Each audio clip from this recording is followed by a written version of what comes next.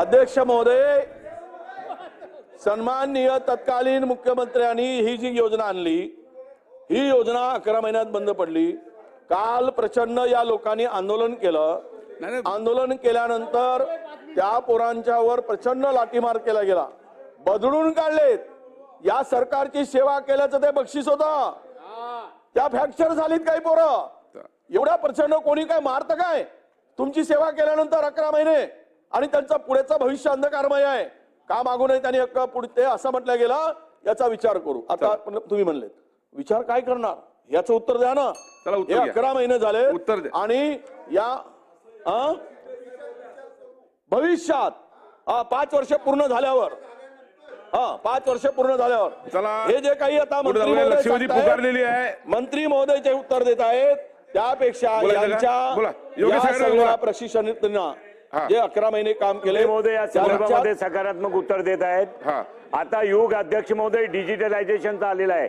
माझा स्पेसिफिक प्रश्न आहे अध्यक्ष महोदय, माझा स्पेसिफिक प्रश्न आहे 400च्या वर असलेल्या या ITI मध्ये आपण मुलांना आणि त्या विद्यार्थिनींना ज्यांना आपण प्रशिक्षणार्थी म्हणून घेत आहोत, हो नाना, हो विजयराव, हो नाना, अरे बाबा, हो विजयराव, पॉइंट ऑफ प्रोसिजर म्हणून अरे विजयराव नाना ऐका ना जरा, आता हे लोकांचं भलंच होणार आहे माझ्या प्रश्नातून महाराष्ट्राचा, प्लीज ऐका 2 मिनिटं ऐका। अध्यक्ष महोदय डिजिटलायझेशनच्या या वेळामध्ये तुमचा पॉइंट ऑफ प्रोसिजर होता ना, ITI मध्ये आपण त्या ITI मध्ये आपला पॉइंट ऑफ प्रोसिजर होता ना, पॉइंट ऑफ प्रोसिजर होता आपला। अध्यक्ष महोदय मी आता पॉइंट ऑफ प्रोसिजर बोलताय आपण, कशाला बोलताय? पॉइंट ऑफ प्रोसिजर बोलताय ना? ना पॉइंट ऑफ प्रोसिजर पुढे जाऊया ना, लक्षवेधीवर नाही। चला द्या उत्तर द्या।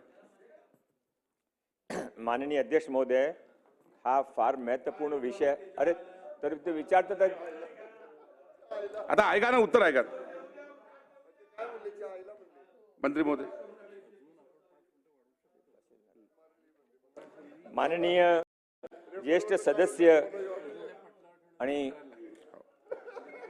जयंत पाटील साहेब आणि विजय वडेट्टीवार साहेबने जे प्रश्न विचारले आणि माननीय योगेश सागर साहेबने जे प्रश्न विचारले, माननीय अध्यक्ष महोदय, एक शांतताने ऐका, त्या फार महत्त्वाचा प्रश्न आहे, हा मी कबूल करतो, पण तुम्ही शांतताने ऐका असे माझी रिक्वेस्ट आहे। एक तुमच्या शासन होता, तुमच्या काँग्रेसच्या शासनमध्ये काय योजना रोजगारासाठी होती, बेरोजगारासाठी होती? एक मला ऐकून घ्या, तुम्ही आता एक मिनिट जयंतराव पाटील साहेब, आपण फार इंटेलिजंट आहे, माझ्या पण ऐका तो 2 मिनिटं। तुमची 300 रुपया तुम्ही महिन्याचा देत होते, म्हणे 1 वर्षाचे किती देत होते तुम्ही? 3600 रुपया। 3 वर्षासाठी योजना होती 10,000, आम्ही 1 महिन्याचे 10,000 दिले। माननीय अध्यक्ष महोदय, तुम्ही ते योजना पण बंद केली। माननीय अध्यक्ष महोदय, जवाब तरी देऊ द्या।